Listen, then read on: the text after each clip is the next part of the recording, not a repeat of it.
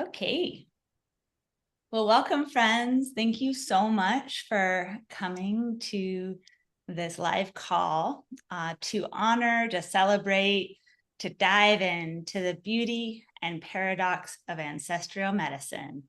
Right now, when the veils are so thin and we are really moving into the sacred time of the year, this quarter day known as Samhain, the Day of the Dead. There's so many different names through so many different cultures for this time of the year.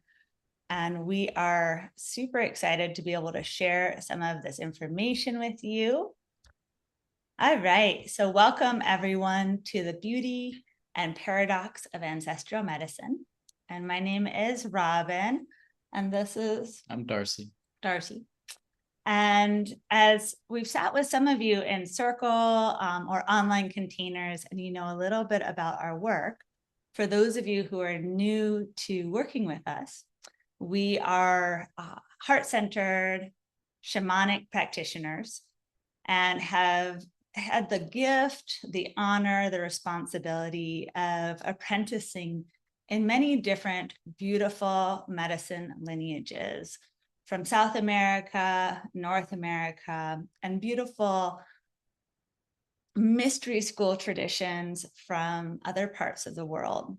And really, our passion is to find the convergence points between the leading edge of our own awakening and healing journeys with the ceremonies, with the spirits within the shamanic realms, the ancient wisdom teachings, and where that parallels with new science, with the new leading edge understanding of how we heal trauma, how we heal our bodies, our minds, our hearts, our spirits, and heal from the cellular genetic level up.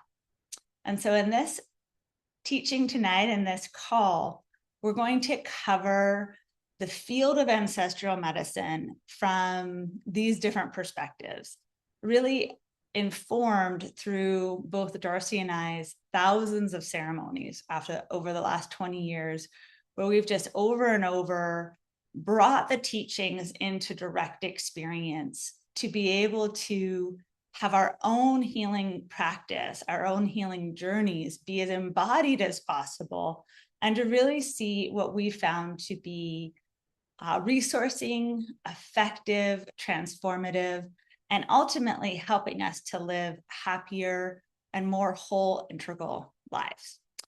So we're going to cover a whole bunch of information tonight, but first we're going to begin in prayer and just alignment. And so Darcy's going to start us in that. Sure. Yeah.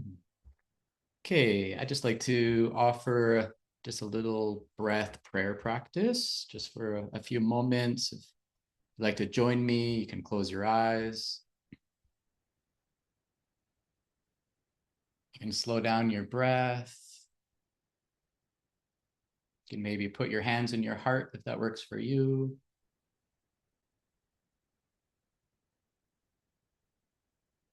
Feeling that beautiful breath in your body. This breath is relaxing your body with every breath.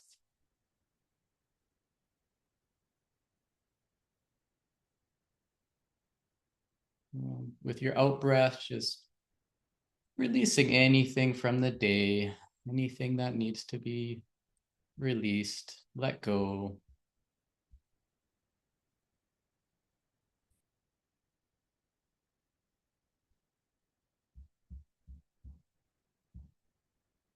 Feeling the earth underneath you, all these connections that you have to the earth. Maybe it's from your seat, from your chair. Sending down beautiful roots of light down into the earth. Seeing these roots of light move all the way down to the center of the earth. Feeling this connection.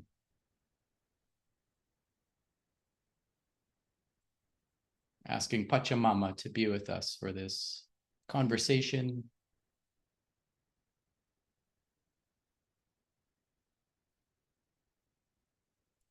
Breathing up the essence of Pachamama, the chi, the prana. Breathing up through these roots of light into your body.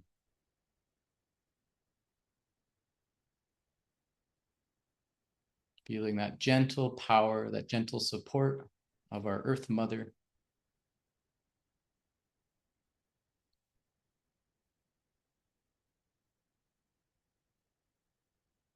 And then opening yourself up to the higher realms, to the realms of spirit, with the Hanak Pacha, with the sun and the moon, with the great originating mystery, to the beautiful cosmos.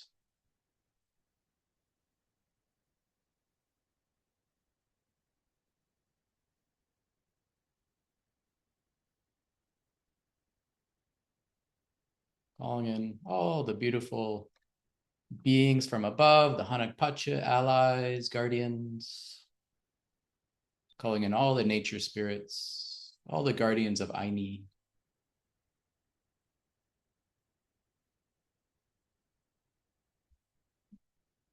Calling in all our higher guides and guardians, your higher guides and guardians, our higher guides and guardians, all the beautiful beings and forces and energies that are supporting all of us in this moment. Feeling their presence.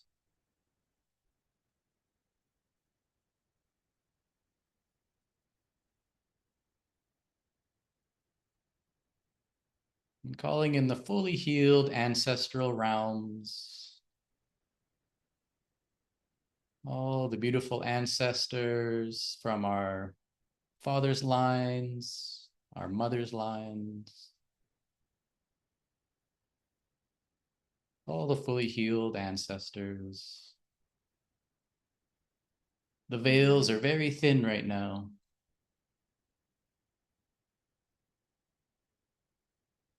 Calling in all the beautiful, fully healed ancestors from the ancestors of the land where you live, where we live, on this land of Star River. All these beautiful ancient ones that walk this earth in a good way.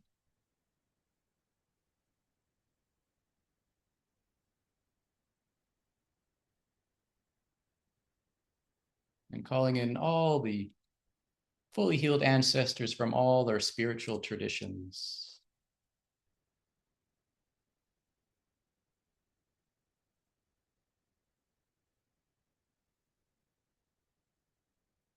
Feeling how they're surrounding all of us in this moment. And blessing and honoring all ancestors from all places and all times. Let's take 3 breaths here.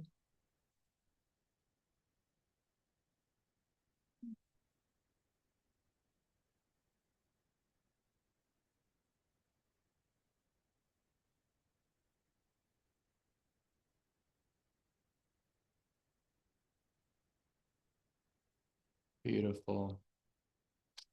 You can open your eyes, come back to your space. Awesome. Thank you, Darcy. That feels good and supportive. There's so much help and resource. It's really quite phenomenal. It's just a prayer and a request away. All right, so here we are, and we are going to share some of our experience and what we've learned really through this deep dive of ceremony and healing through the earth honoring, animistic, aka shamanic approaches to life, which recognize inherently that everything is alive. Everything is filled with soul, with essence, with consciousness. And through this alive spirit of creation and the life all around us, we can build relationship. And it's through these relationships that we prosper and we grow. And really, from all over the world, from every ancestral line, we come from earth honoring animistic people. In fact, 99.9% of our ancestors lived in this way of connectedness to the heartbeat of Mother Earth, the awe and beauty and light and spirit that pours down from above, and all the wild medicine powers and forces of the land.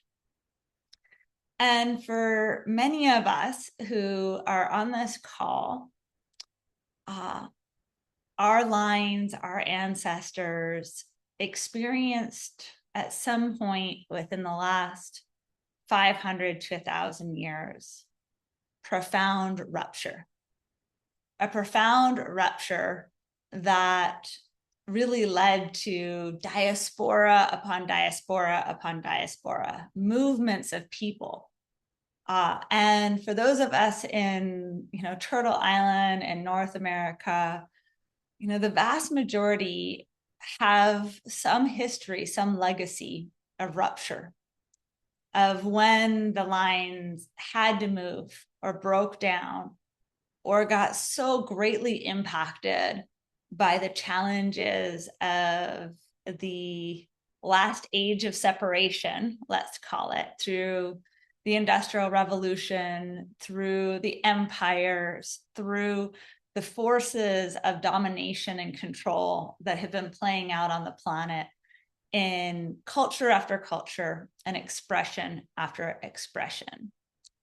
And so for Darcy and I, both of us have a similar story to our ancestry, which is really one of what could be called spiritual orphans. Where our lines have, for me, my mom was adopted. So we have no idea on my mother's line, the people that we come from. And therefore no ancestral memory of songs, of ceremonies, of traditions. And on my father's line, there was, pretty major trauma and death in his life of his parents and disconnection from the ancestry going back. But I do know that it's mostly Irish. And most of my ancestors came over to Turtle Island after the Great Famine in Ireland and survived that in the homeland, but still came over. But neither of us received really anything as far as ancestral memory, ancestral songs, ancestral dances, even prayers, even the mother tongue. If I inherited anything from that line, it was a deep distrust verging on hatred of the Catholic Church. And that was about it. Then going back a bit more is blind trust within the, within the church. And so I'm sharing this to say that, this has been a quest. This has been a deep place of, and a deep desire for reconciliation for me, for both of us, and being human. And how do we be in good and beautiful relationship to all of life, including our lines? And through this exploration and being so blessed to be able to be students of beautiful wisdom keepers and elders from the Andes, from the north coast of Peru, from different traditions in South America, Central America, and our beautiful council of elders here in British Columbia, including some different First Nation tribe elders, that we've pieced together our own practice that is drawing and honoring many different practices, but also meets what we see as the challenges of our current community that we're in service to. And really, this is a place of skillful means, because the ancestral field, an ancestral medicine, an ancestral healing is so powerful, and it's very complex. And it's not a place that we absolutely must have wisdom, discernment, and a healthy respect for just how much we are able to take on at any given time, and also what is not ours to take on. And so we want to enter any work with ancestral medicine, ancestral healing, or our dearly departed with this balance of an open heart and wisdom and discernment. And, as we are gathering these teachings in really a very introductory level, because you can go so deep into each one of these different branches of how traditions, how different medicine ways meet healing, practically in the moment within ceremony, meet the healing of ancestral trauma, ancestral harm, what we now call intergenerational trauma, ancestral patterns and patterning that's unwell or diseased. And how do we meet that? And how do we meet it in our culture now, which is, for the most part, definitely not everybody, but many of us, coming from very fragmented and broken lines. Now, Darcy and I might be a little bit more of an extreme case of that, but in the circle upon circles upon circles that we've taught through the Patrickuri Mesa tradition, that we've sat in sacred ceremony with, bringing this question forward, the vast majority of people coming to join us also come from this fragmented, broken lineage. Not everybody, but the vast majority. And so there's a different way to meet fragmented and broken ancestry than an ancestral line that has been very whole, very filled with ancestral reverence and practice and songs and ceremony. And so we're meeting this now from a place that, our ancestors, before they left their homeland, were for generation upon generation, when the same place with the same tradition, really couldn't imagine how fragmented and lost and disconnected our generation is. And so we pray that this set of teachings may greatly serve your empowerment and your resource and your wisdom and your beautiful heart and this level of healing. And we also, I just want to throw out, I also pray for forgiveness from the ancestors and for all of you for any mistakes that we make while we offer this, recognizing this is a very tender and very charged place, because it really matters. And so, we're in a process of, even though we have a lot of experience under our belts, we're always in a process of learning and growth and evolving our understanding and our practice, so that we can stay fresh and at the leading edge of our own journeys, and fresh and at the leading edge of what our community needs, so we can be of true service. I just want to bring all of that in as an intro. Thank you. I don't know what you're going to say now, but you can Gonna jam on that. Okay, cool.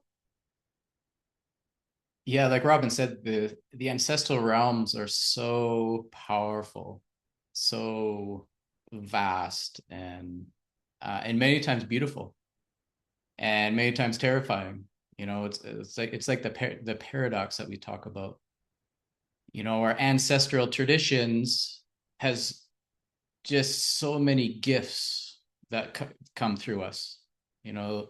All these beautiful souls in our line that go back 10 to 20,000 generations, like so far back. In each of our lines, we have incredible beings incredible teachers and healers and shamans and seers and elders in all of our lines. And so we have this vast, vast wealth of, of gifts and blessings that can come through us. And there's also ancestral healing that's happening at the same time. And what seems to be happening now is that each one of us have this, beautiful channel to the ancestors. And there's a little bit of stuck energy between us, between you and, your fully healed ancestors. And like Robin said, over the last 500,000, 2,000 years, there's been a lot of forgetting of how to work with the ancestors, how to pray to the ancestors, how to do ritual, how to do ceremony, how to honor the ancestors. In many indigenous traditions that we've studied, some of these ancient ancestral traditions, they traditionally would know, hundreds of their ancestors' names, 7 generations or more. They would know by heart. They would recognize, they would honor all these ancestors, and they'd know their names and their titles, and they would have a strong relationship through their ceremonies and their rituals and their honoring practices. And so that kept a very alive field, a very strong field of relationship with the ancestral realms. And so when someone from their people passed, there would be large ceremonies and rituals to connect that family member or community member who passed, connecting them with the vast strength and wisdom of the ancestral realms. And then there'd be this beautiful healing that would happen. And then that community member or family member would be taken up by the ancestors, healed, and then brought to the status of ancestor. So you have someone that's passed, go through a healing process, move into the realm of the fully healed ancestors. And so this happened, in globally with tribal shamanic traditions. There would always be this honoring. And so in the last epoch of time, through modernity and industrialization, with levels of separation, of dislocation, people forgetting their ancestral ways, there hasn't been a lot of this ancestral worship or ritual or practice. And so there's a lot of recently passed beings in all of our lines that are looking for healing. They're looking for reconciliation. They're looking to help to move to the next level of becoming an ancestor. And so this is where some of the trauma can come through the unhealed lines to us. And we see this in our ceremonies all the time with ancestral healing. Sometimes, not all the time, but sometimes strong ancestral energy will come looking to be healed, looking to be reconciled, to bring light to that. And that ancestral trauma can be very dense. It can be a very heavy energy. And so we see this ceremonially quite often, this trauma energy coming through and then having to work with it in the moment, right? And it's beautiful. It's beautiful when there's people that can hold that for someone, and that energy can be healed and moved to the next level. And so it could be that there's a lot of trauma energy trying to work through people right now. In my feeling, what's happening is there's many of us that have incarnated into specific bloodlines right now to help heal these lines. We've all decided on another level to come and help be a service to heal these lines. But we've sort of forgotten how to do it.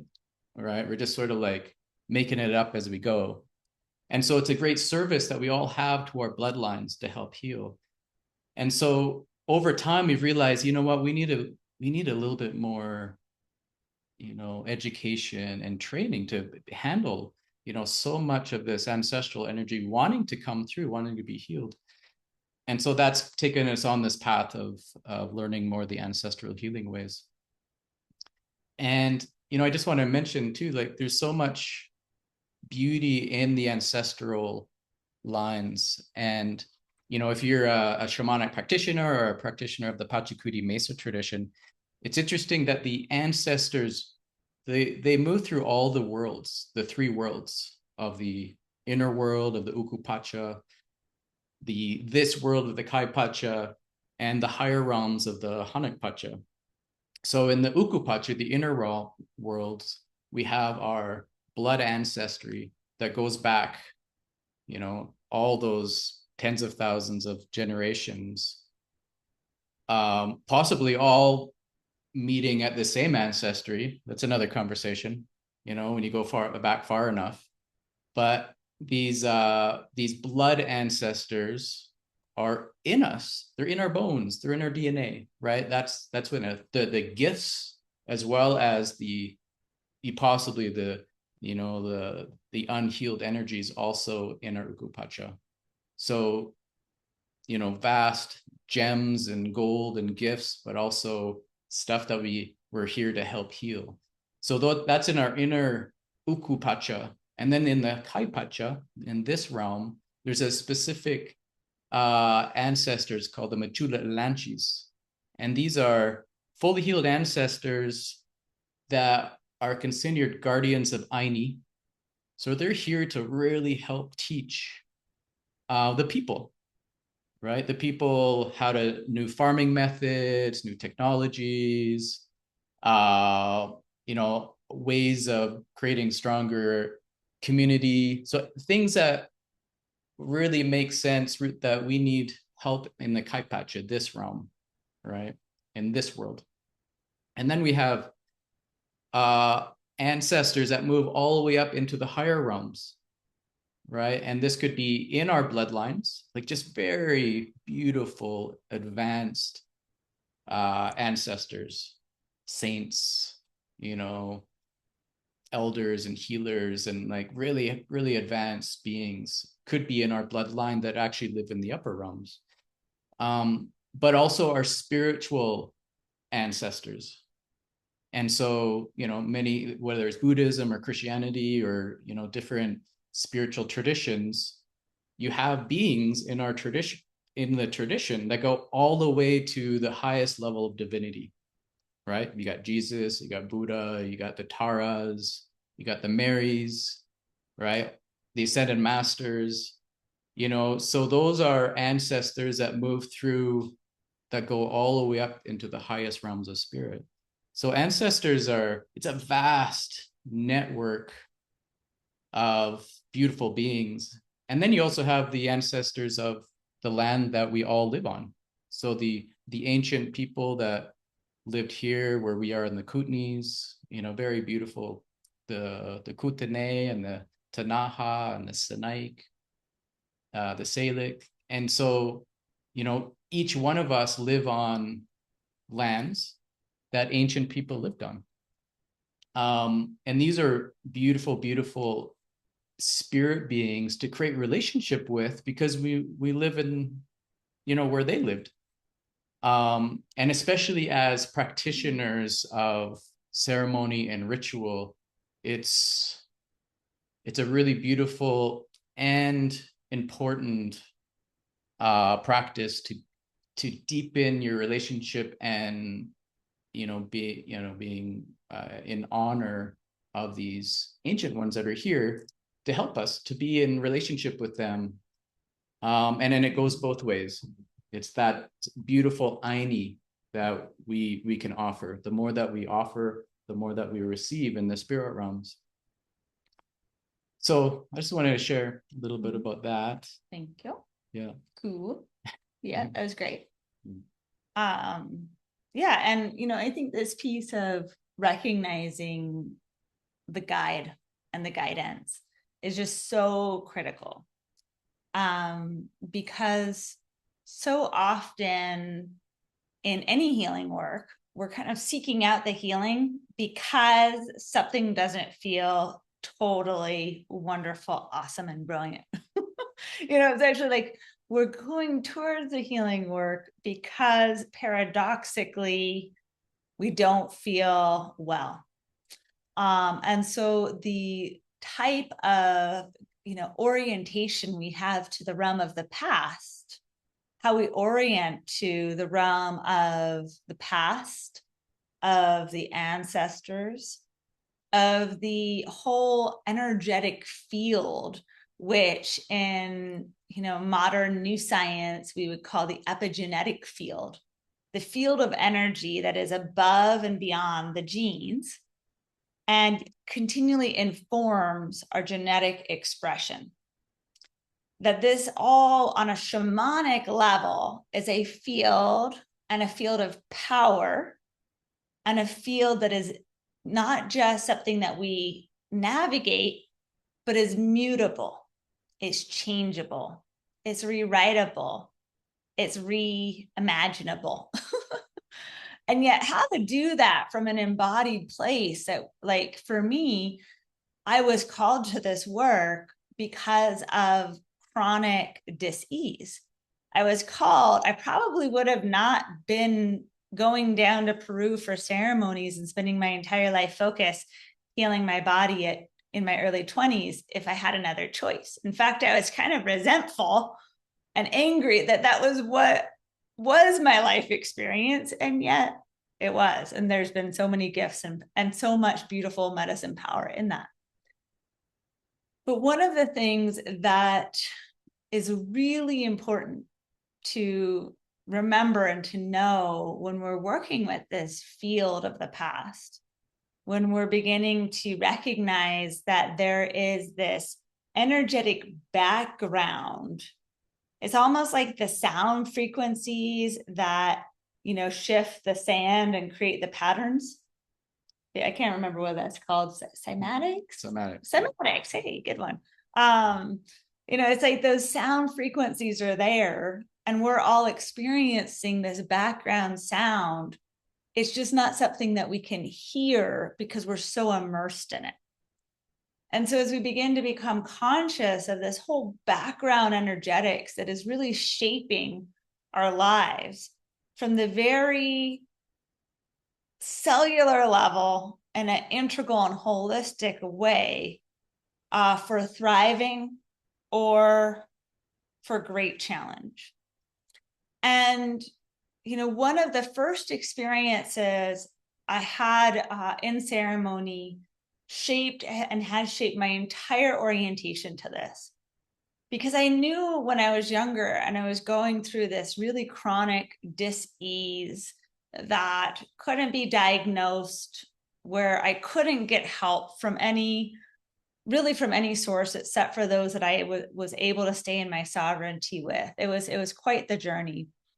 But I knew on a deep intuitive level, even as a teenager and going through this, that my soul essence and some of the toxicity in my bloodlines just weren't meeting well. It was like my soul and this sort of toxic inheritance couldn't exist in the same body at that threshold of toxicity. And I knew that my body was somehow processing that toxin, those toxins, and that my soul didn't want to have anything to do with it, really. And so there was a reconciliation happening.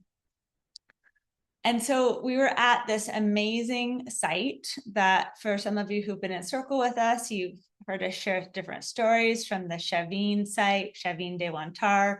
Some of you on this call have been there recently. Major bonus points for you, friends. And we were deep in a Mesada ceremony with our first mentor, Don Howard. And we went to sit next to where these two rivers converge.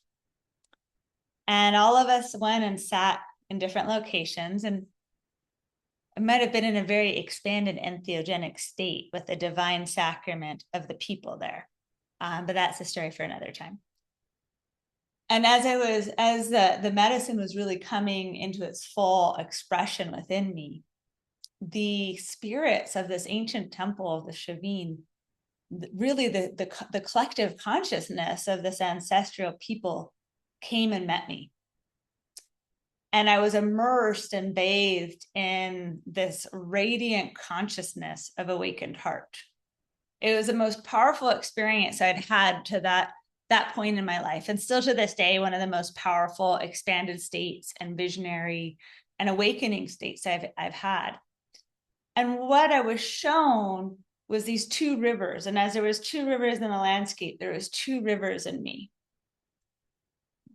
And there was a river of my soul, my true essential nature, my essence, which existed and was like a beautiful flow, a golden flow reaching back and back and back through all the experiences that as a soul beyond this lifetime, but through countless expressions of form, that essence has remained the same and yet continually grown and learned and evolved. And I was able to like bathe and fully be in that river of soul. And then there was, and it was very much on my right-hand side. And then on my left, there was my blood ancestry. There's a whole lineage of my lines. And I had this experience of going back through my mom's life, my dad's life, my grandparents' life, going back farther and farther and farther, flashes of memory, but more of a really emotional inner experience journey. And right in the present moment, right where the two met, was my current consciousness. It's like this convergence point. And I share that because we're not just our bloodlines. You know, if we're just the sum total of all of our ancestors and we're to work just from that level, then we're leaving out an incredible wealth of resource. Because what we are on our deepest and most essential level of soul transcends and yet includes this lifetime and all of our lifetimes in every world of form. This world, and there's multiple pachas, lokas, bardos, dimensions, time spaces. Like what we are and what, you know, through the ceremonial work, we can glimpse at times how profoundly beautiful each of our souls is. And that aspect of soul that is infinite, it's eternal. It wasn't born with this lifetime, and it doesn't die when we take our last breath. It's boundless. It's totally infinite.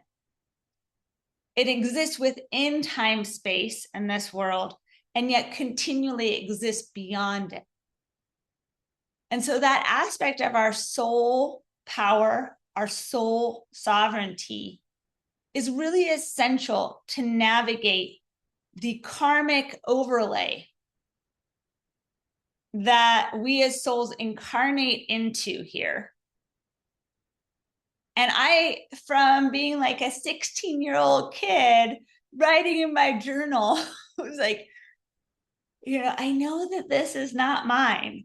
I know my body's transforming this. And it feels like this was the agreement. This was the gift, is that I get to be born in this amazing, complex, messy, gifted family.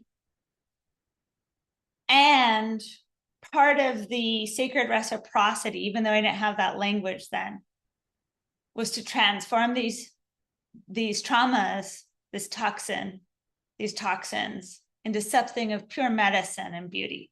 And if I couldn't do it, then I would just do it in the next round. And so we each have that soul sovereignty.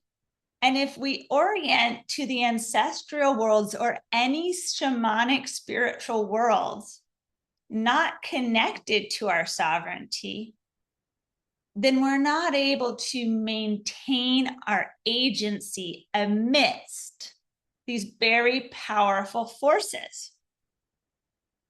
It's almost like the ancestral world is like Pandora's box.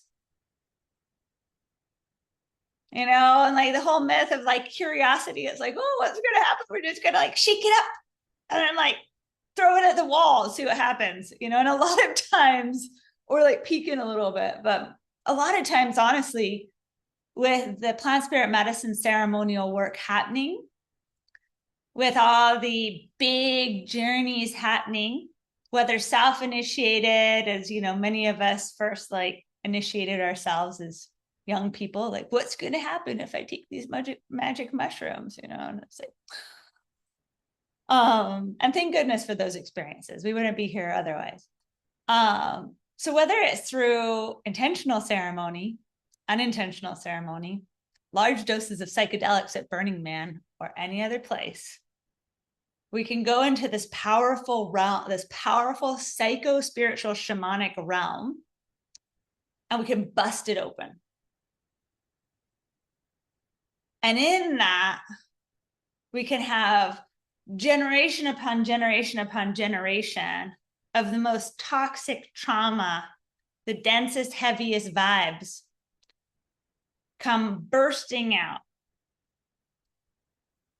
And we encourage not going that way.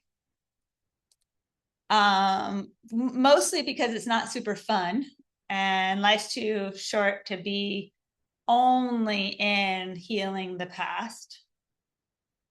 But also because the shadow side, the unhealed shadow within ourselves and within our lines needs to be met like with the healthy respect for just how toxic it can be. And so this is where, you know, in some trauma therapy and kind of some of the new leading edge trauma therapy, this has been around for a little while, but it really works, is that we create a resource, a healing vortex. And then we have the trauma vortex, which we don't usually need to go too far to find that. And we resource, and then we touch into the trauma, and we go back and forth. And in that way, little by little, the trauma ideally is titrated out, it's titrated through. Now, unfortunately, most of the time, we're not resourcing enough. We need all the resource to help heal, you know, 10, 20, 40 generations of certain types of dis-ease, certain malignant patterns, the things that really take down our lines. And so how we go about working with this and how we can create the container really is everything within the ceremonial healing practice. And there are many different ways to do that. We highly encourage this process of always calling in your circles of what we call your circles of sanctuary, or your circles of resource and guides. And I'm going to put in the chat. We have a course where we're giving all the teachings for free away on YouTube, just because we want people to check them out, and they're awesome. And we spent a lot of time offering them. And, you know, there's like this thing called the course graveyard, where courses, like you produce them and then they just go and die. So we didn't want that to happen. But also, I'm going to connect everybody to this link called Divine Sacraments. And this has, if you want to go deeper in the course, besides just the free teachings, You can purchase this and then from there receive our Circles of Sanctuary guided meditations. And this isn't necessarily even a plug so much, but this is the best practice that we have found for creating sacred space. So there's that course. And we've had so many reports from so many of our students, both locally and internationally, who work with this practice in their ceremonial work. It's just so simple and it really is effective. But basically, to work with these heavy, heavy energies, we want to recognize first how much resource it will take. And then from there, call that resource fully in. And maybe from here, I'll pass it to you to speak to this next part. Okay. Yeah, cool. And I have this incense. We lit this chunk of incense, but it's too much. So I'm just gonna... So the beautiful thing with this, ancestral work can get a bit heavy. It can be heavy energies. You're dealing with some of the heaviest stuff that's happened throughout history that's coming through our lines. But the beautiful thing is we don't have to do it alone. We have the spirit realm to help us. We have, like Robin says, our higher guides and guardians, right? Which we all have. We have oceans upon oceans upon oceans of spirit guides and guardians, all of us, to help. We just have to call them in for assistance. It's actually good to do on a daily basis to call in your guides. But we also have fully healed, very radiant and bright ancestors that are very excited to come and help. Very excited. They've actually been waiting a long, long, long time for individuals, for you, the humans that are living in that bloodline to remember and to call on their help, right? And so each of us have 4 specific bloodlines. We have our mother's line with your mother's father and mother. So there's 2 lines right there. So the masculine and feminine of your mother's line. And then we have the masculine and feminine of your father's line. So those are your 4 primary lines that are coming from you into your ancestry, right? And so each of those lines has beautiful, bright, radiant, fully healed ancestors that are here to help you, right? And so the advice, and this is working with a lot of, through a beautiful teacher named Daniel Four. This is a lot of his work, which is incredibly helpful, incredibly beautiful work. So Daniel Four, he also wrote the book Ancestral Healing. And so the goal is to make very strong relationship with these fully healed ancestors, but usually they're ancestors from quite a bit farther back, right? They're not in this 500,000, even 2,000 year time frame, because there's been so much trauma and forgetting. They're actually ancestors that are older than that. And like we said, there's ancestors that go back 200, 400,000 years, right? So 2,000 years isn't actually that long. So the goal is to leap over a little bit of the ancestors that need healing, make connection with the fully healed ancestors, and then create this relationship through honoring, through offerings, through meditation, any way that you feel you can make this connection, just really, really calling in their help. And then you ask them, please stand with me, right? Please stand with me. So you got that one there, you got another one on your mother's line, you have another one on your father's line, and then one more on your father's line. So you have 4 beautiful, fully healed ancestors that then stand in between you and your ancestral line, right? So they are your head ancestral guides that then you ask them, please, make sure I'm safe, I'm healthy, I'm vibrant, And if there's any ancestral energies coming from my line, can you help heal them? Right. And then, there is a, deeper teachings and opportunity to really practice that through Daniel Four's work.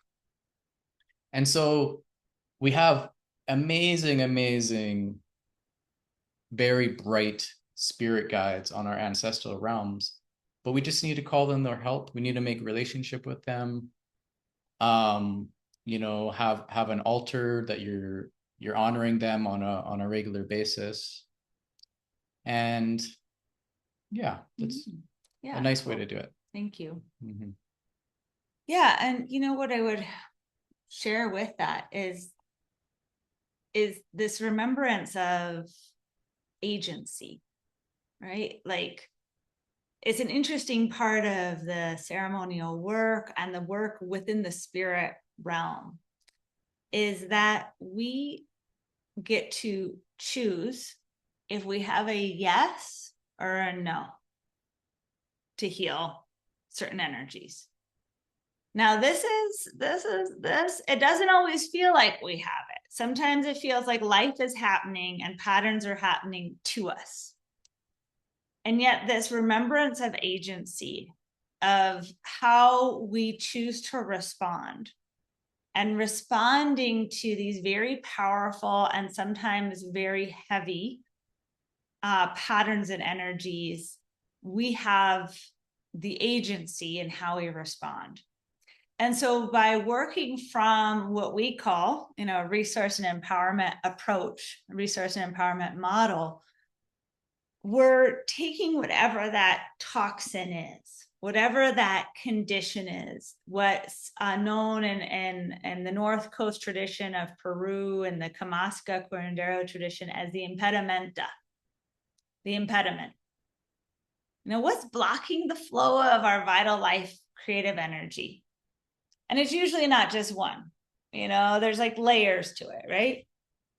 But then around that, how much resource, nourishment, nurturance, love, self-care can we surround that impediment with until it becomes it's in a correct scale? Because what happens within these patterns, these dis-ease patterns or these trauma patterns, is we often collapse into the pattern. And as we collapse into the pattern, it becomes our entire life experience. And it colors all of our lens of perception. And to share, for my own journey, just a time where I really got this from the inside out. One, how powerful this stuff is. And two, how much my conscious awareness is required in order to not basically get caught too much in these older patterns, these ancestral patterns, was when my dad was dying and when he passed over.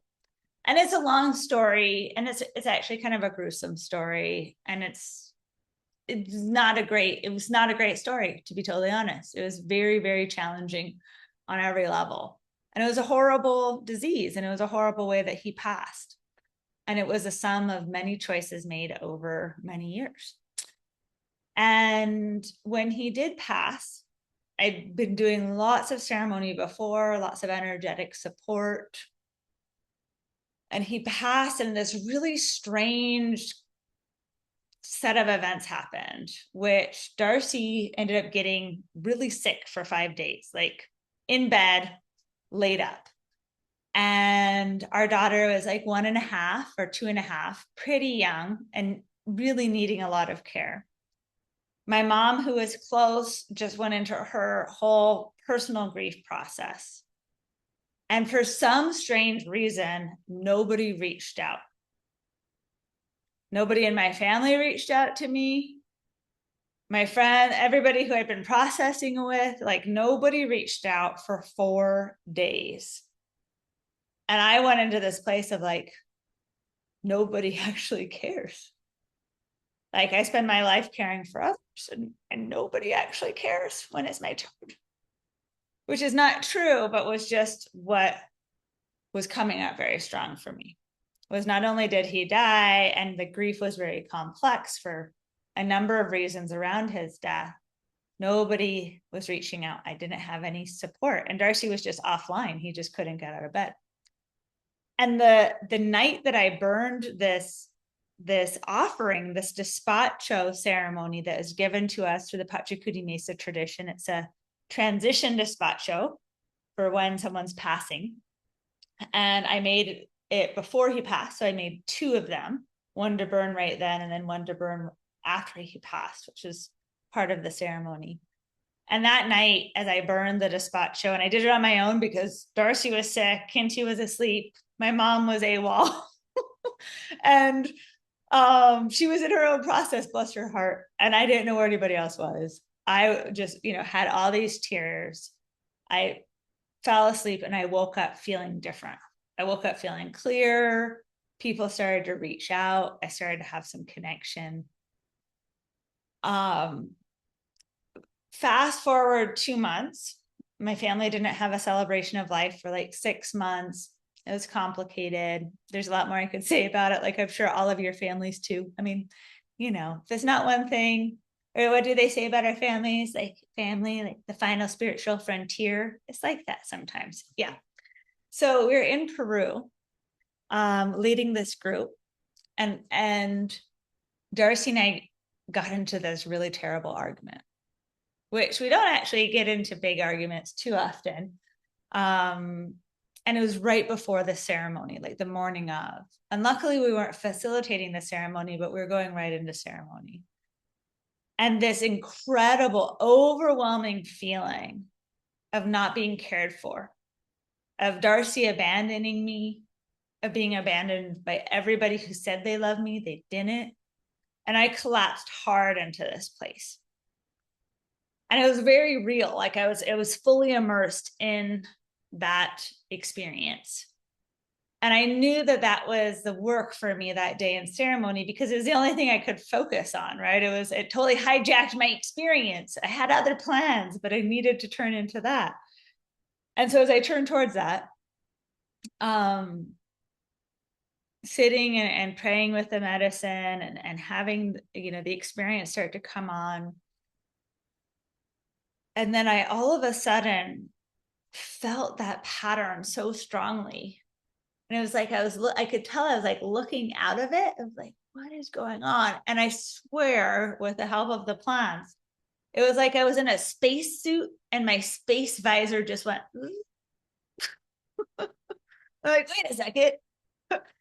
There's something that's clouding. And I realized that in that moment, it was like a flash of insight that this energy, this thought form, this feeling, this pattern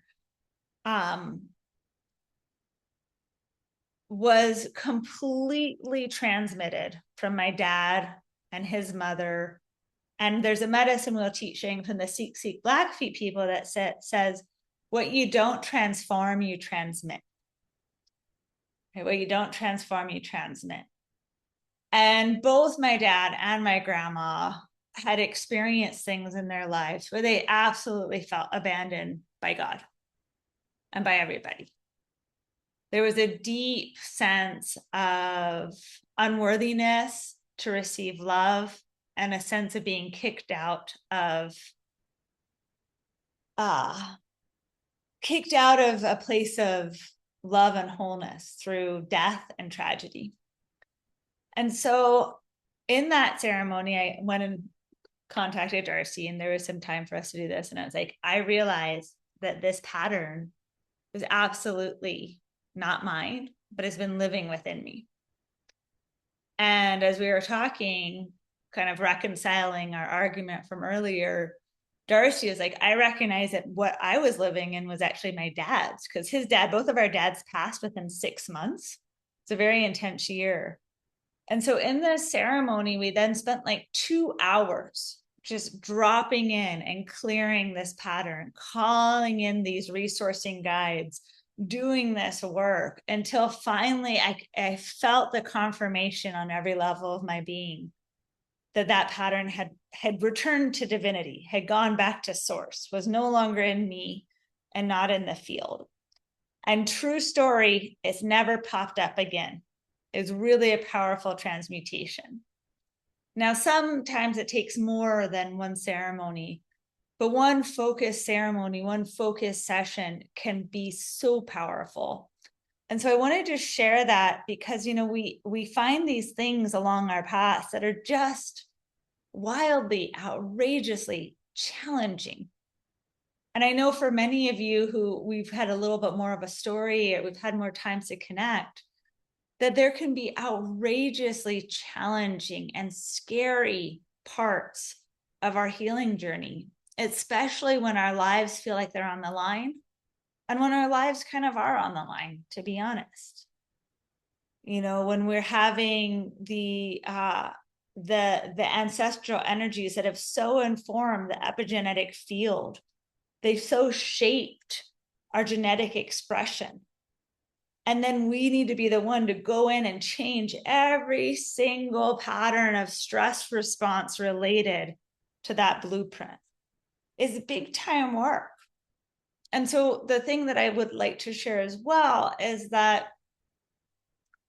when we're working, like my experience of this level of healing, which is both working with like the uckiness that like we're called to heal, like the vile energies of the past that have been not transformed, so they have been transmitted, and they can be gross. There's a reason that purging is a thing with medicine ceremonies, right? Like it is so gross, some of the energies, that the only thing that you want to do is, and this doesn't happen in every ceremony, but you just want to throw it up. So it's like, oh, it's so gross. Oh, so gross. I gotta take a shower. I gotta wash it off, right? Like there's these heavy, vile energies. But again, if we take that pattern and that vile energy and we collapse into it, we can't transform it. And so this whole building resource, in my experience, I've needed to do it on every level because there is toxicity and there is deficiency. So on a biological level for the body, how this manifests, and the genes are like the blueprint, right? This is what epigenetics tells us. The genes are like a blueprint.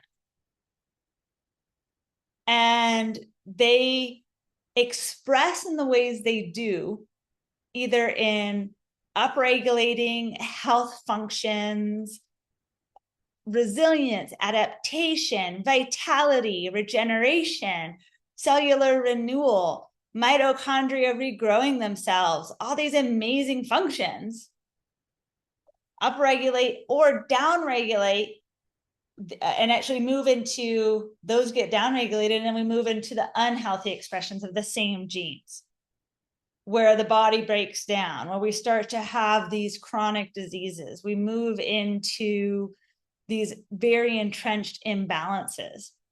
And frankly, friends, this is the baseline state of almost everybody in our culture, because we are living in the sickest time in human history. Like we just are. There's more chronic disease now than there ever has been. And one level of this is actually the ancestral and epigenetic field. And another level is then, you know, kind of what's happening currently. And I'm not digressing. I have a point here, but if you stay with me, Darcy's like, where are you going with this? Is that on that like very basic level, to heal the body, we need to remove the stress. And the stress comes on all these different levels. And on a very foundational, like, and I always start with healing in the body, like very in the earthy level. And Darcy always goes to like the spirit energy first. So we try to meet in the middle. I'm pretty sure I'm right. And he's pretty sure he's right. But when we meet in the middle, cool things happen. But I take it in a really practical way, because this is what I've needed to do to heal. Is like deficiency of nutrients, of just the 40 essential nutrients, and removing the toxicity. So a biological level, it's really simple. We don't have the basic nutrients and we have too many toxins, the body goes into dysregulation. We can move that out onto all these different levels, including the ancestral level, where when we are deficient in spiritual connection, when we're deficient in our practice, where we're deficient in the felt state of gratitude for the gift of life, that deficiency allows these different toxins in our bloodlines and the epigenetic field to impact us more. And so we create resilience and adaptability by nourishing and nurturing all levels of our being. And on a very practical level with the ancestral energies, when we give gratitude for the gift of life, not seeing all the crazy, dark, fucked up shit that's happened in the past, not just seeing that, but seeing how miraculous it is that our ancestors survived what they did so that we could be here now.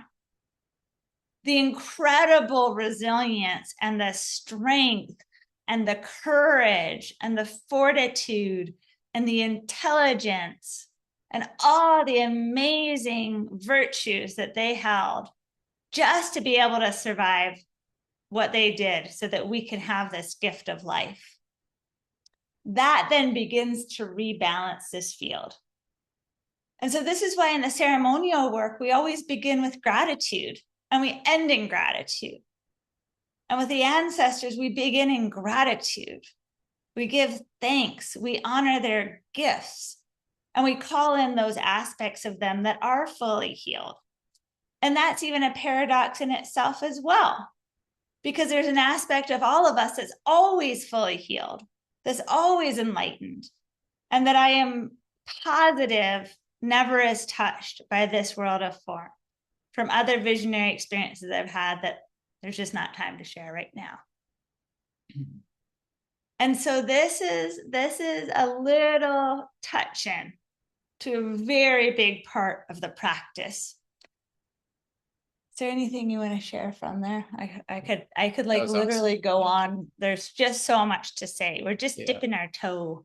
I'm thinking we have about 20 minutes left. We could see if anybody has any questions. That sounds good. How about we do that? And then we'll close with what to do and what never to do with the ancestral realm. Just like a little teaser there.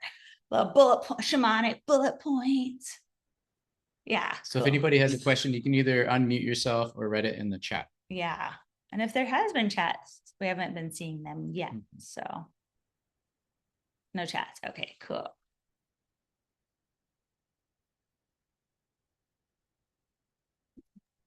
Any questions? Hey guys. Hey, Matt.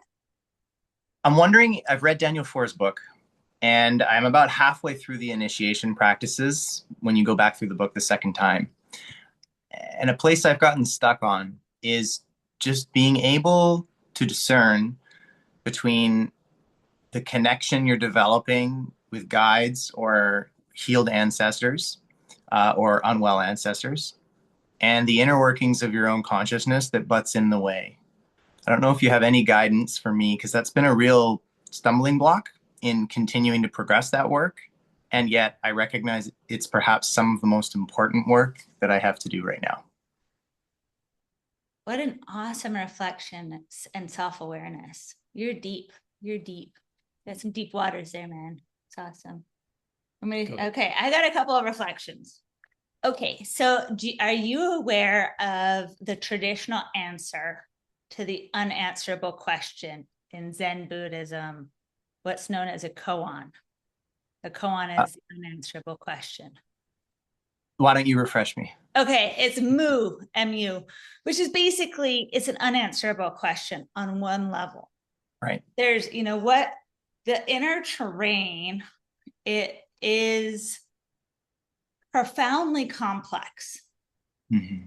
However, what I've found is that most, like in other lineages, especially mindfulness traditions, mental training happens a lot more.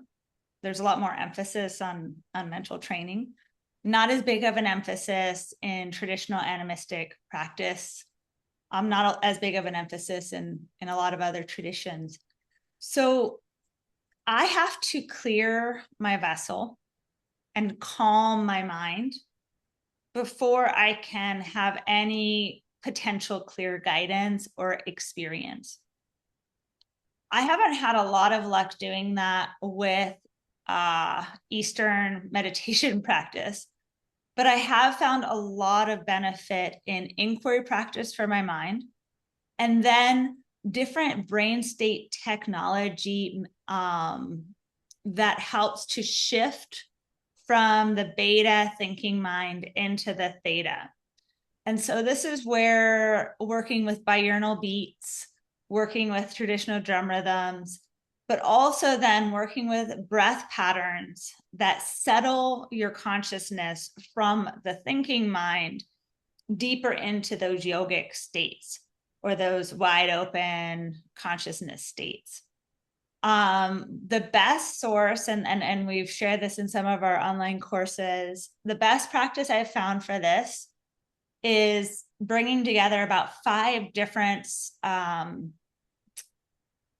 approaches to clearing the energy body and the mind, called the Eco Meditation by Dawson Church.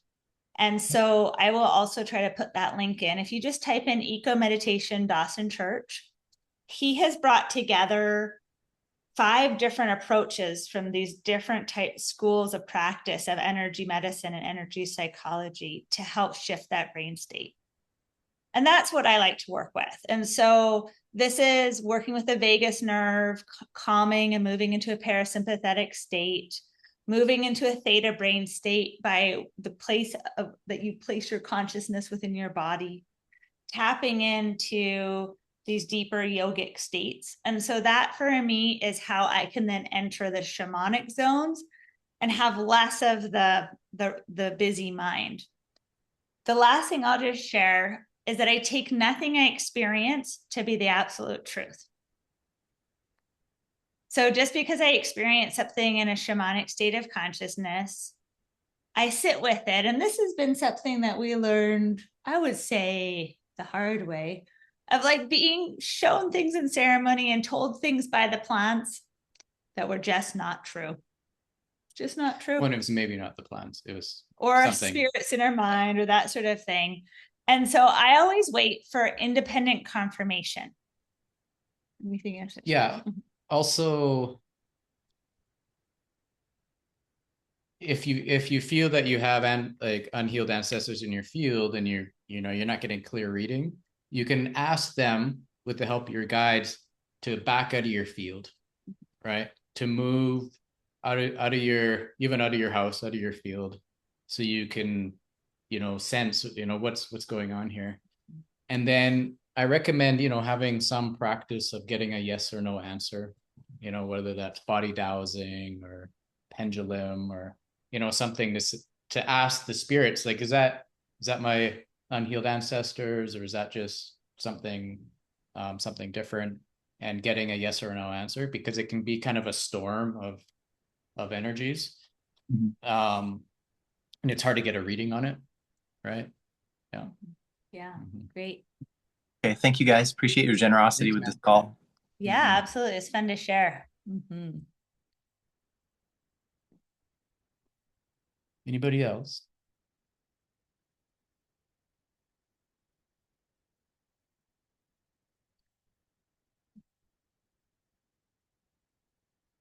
Cool. Oh, Valerie. Hands see up. Your hands up. Yeah, we can't see any. There's too many people to see everybody's hand up. So that's okay. There we go. Hi.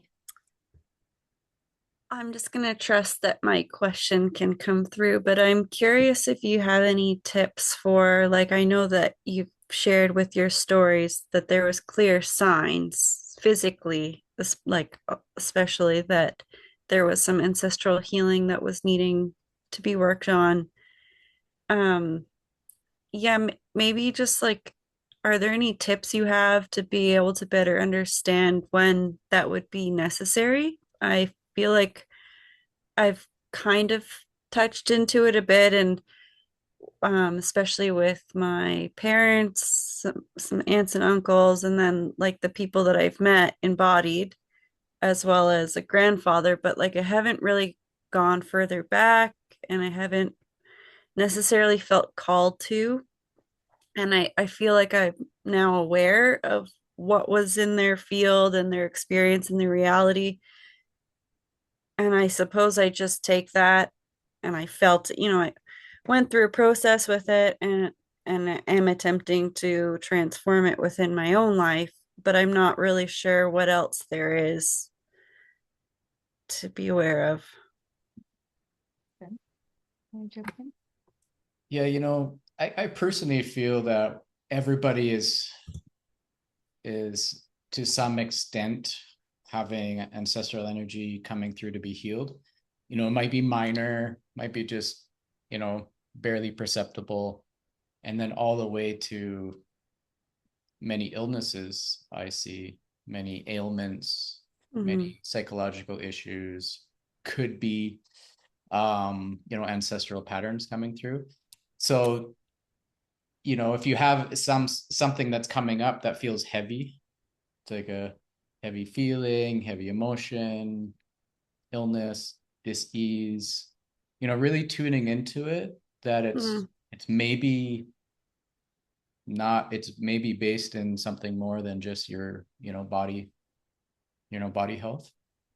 And then you know if you're able to ask your guides, or ask your body through muscle testing, is this an ancestral pattern, and Right. then going through the process of calling in your higher ancestors, your ancestral guides to be with you.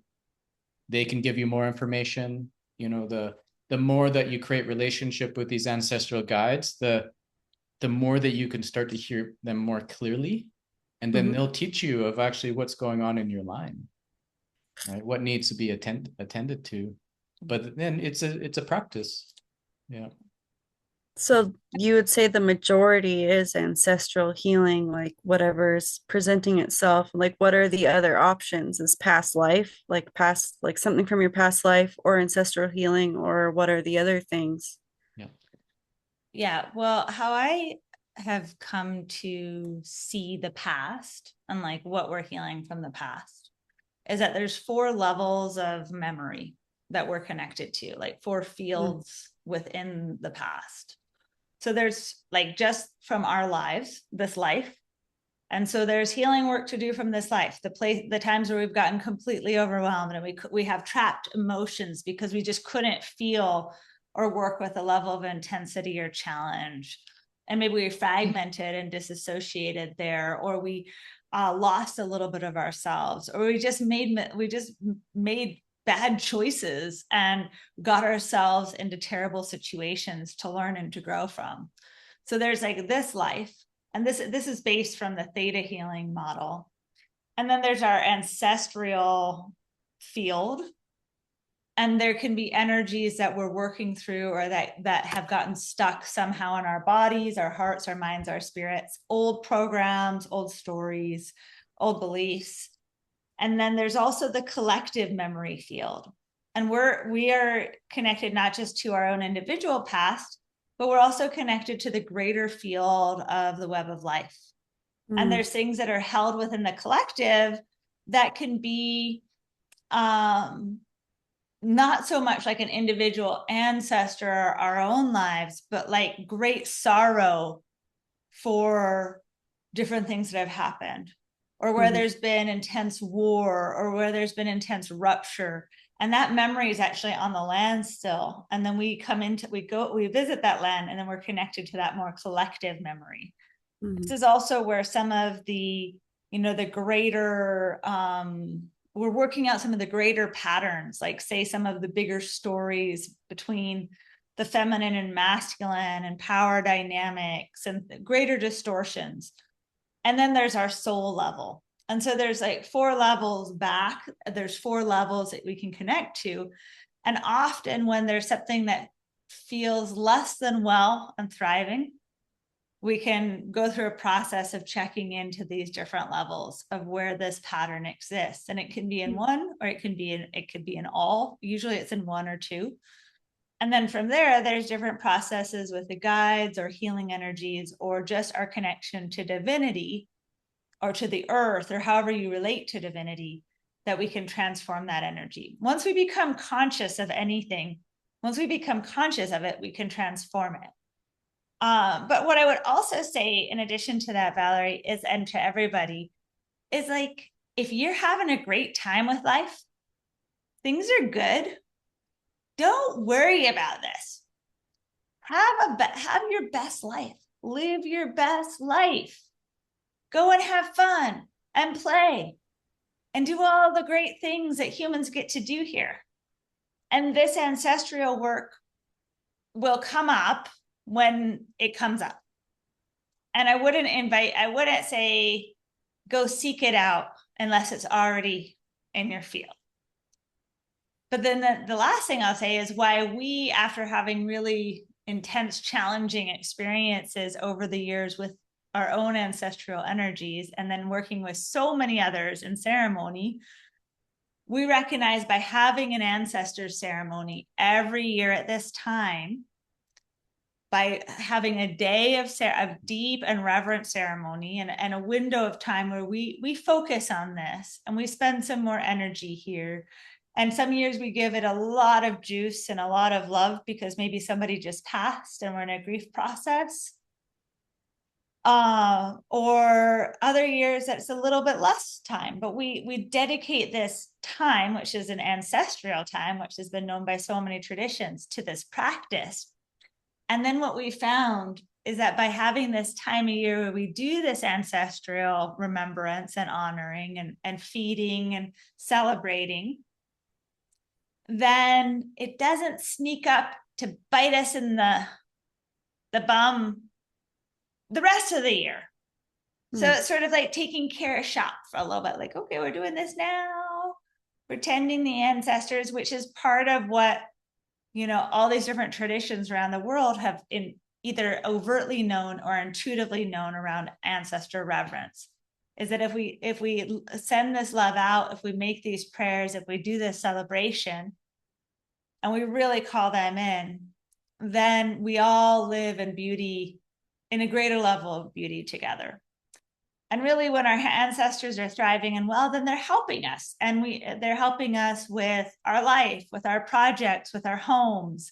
There's very beautiful practices to call on the fully healed ancestors, to help you manifest a new home or a new vehicle or your right livelihood. So there's all this resource and all these awesome skills and all these beautiful genius, intelligence, powers that our ancestors have. And sometimes there's also healing. But in fact, more, I think it's just living your best life and doing this work when it comes up. There's my 2 cents. Hence, it's the paradox, right? There's incredible medicine and gifts and beauty, and there's healing to be done. And it's healing to be done for us. We're getting supported by the ancestor to help heal us. And then we can also, in our relationship, help heal the ancestors that are needing healing. So it's this beautiful flow if we're willing to, be part of that. And, a really amazing film Pixar show is called Coco. So I highly recommend everybody watching Coco. It's a beautiful movie about ancestry, and they did just a really good job of highlighting the ancestral realms. But let's go over, we got a few minutes, and let's go over our last little piece. Okay. And then we're always, if there's other personal questions, you can always send us an email. And we may or may not get back to you, knowing how good we are at that. But, we're open. Send it out there. So All right. We were talking about this earlier today, and we really wanted to also add in like what to do and what not to do with the ancestral work. Okay, so every scary movie tells you what not to do, right? I think there's actually some wisdom in that sort of stuff. So there's a lot of different types of energies imprinted in the field in different places. So wherever we go and we're working with ceremony, it's good to make offerings. It's good to honor and acknowledge and ask for permission and sanction, the blessing of the spirits and the ancestors of that place to be there and to enter ceremony or to connect. Now, there's going to be some places where there's been some stuff that's gone down. There's been some heavy imprints in the field. And so with this, then, building those containers and that resource. And what happens naturally for a lot of people is you just sort of are contacted by the spirits. This can happen in places where there's been trauma imprints on the land or in houses. And so then there's a process of helping those energies to heal. In fact, there's been some community members in our local region here where it's been like a whole shamanic project for a year of clearing this house that two of our students and friends live in. And they've brought in different community members. There's just been like so much help for this house. Yeah, it's a practice house. So there's, basically before doing ceremony, make offerings and ask for permission. Really tune in and ask your heart. Do research to see if there was any battles or crazy stuff that happened. We learned that the hard way. What not to do. Don't sleep in graveyards. Don't sleep in graveyards. Yeah, one time we took our friends in Peru and drank medicine at this place where we found out there was this giant battle that had happened, and we all had the darkest visions. Two of my friends will never drink medicine again. True story. That was what not to do.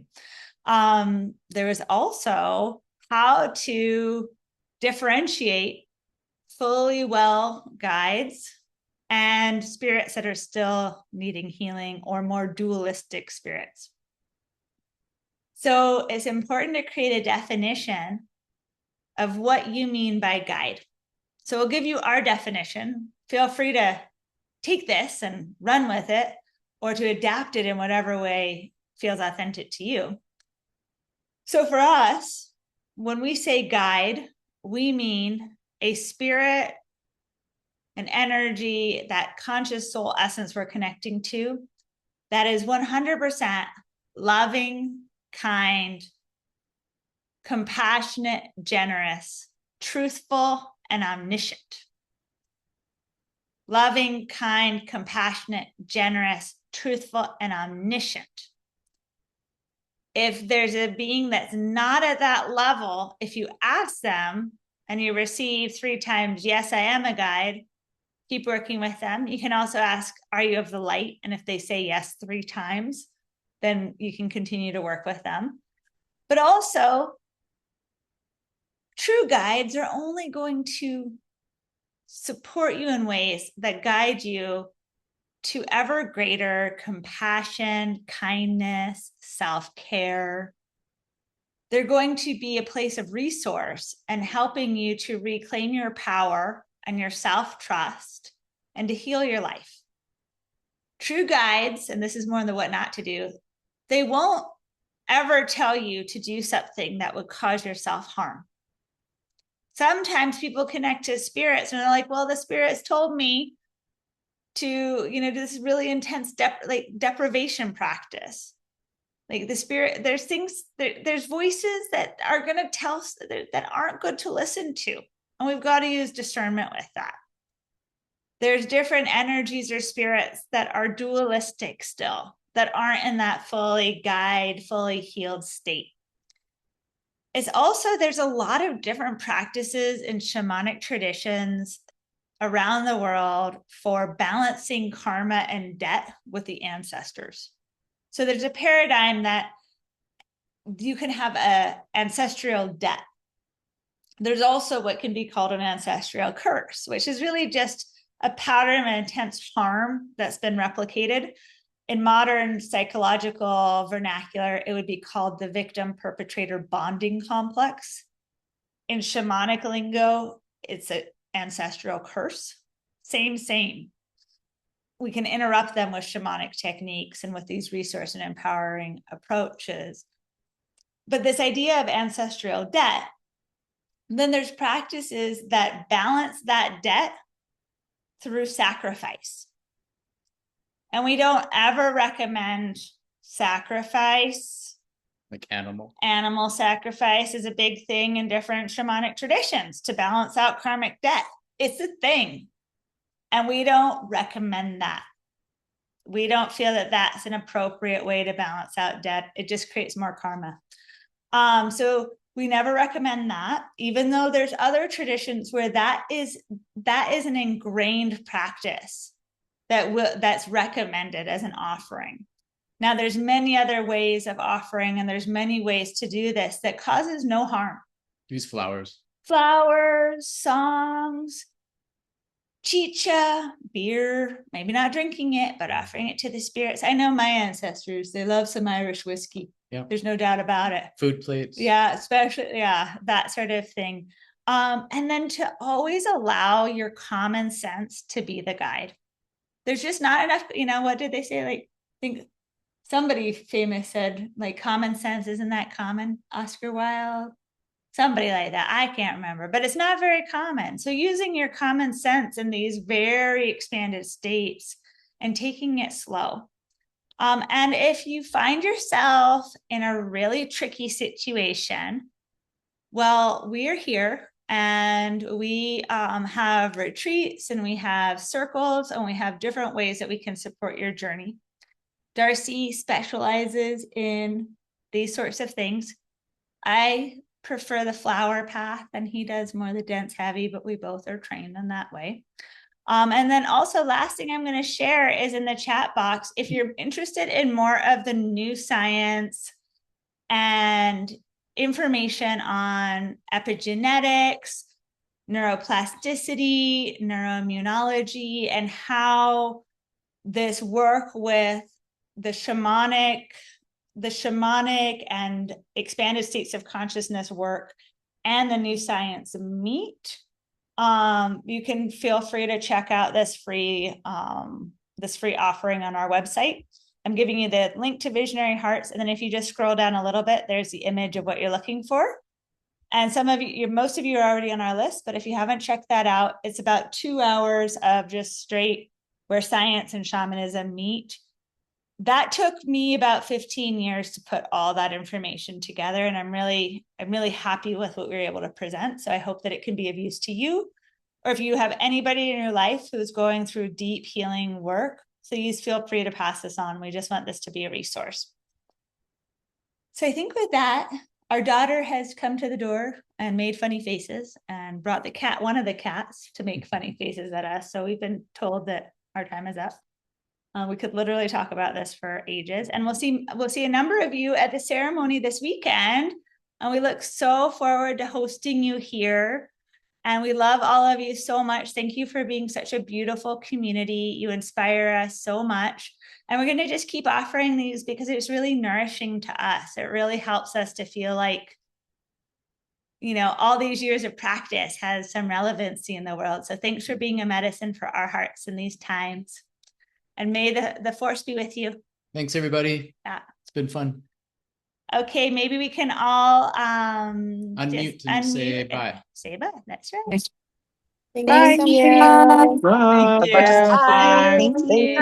Bye. Thank you, everyone. Bye, everyone. Bye.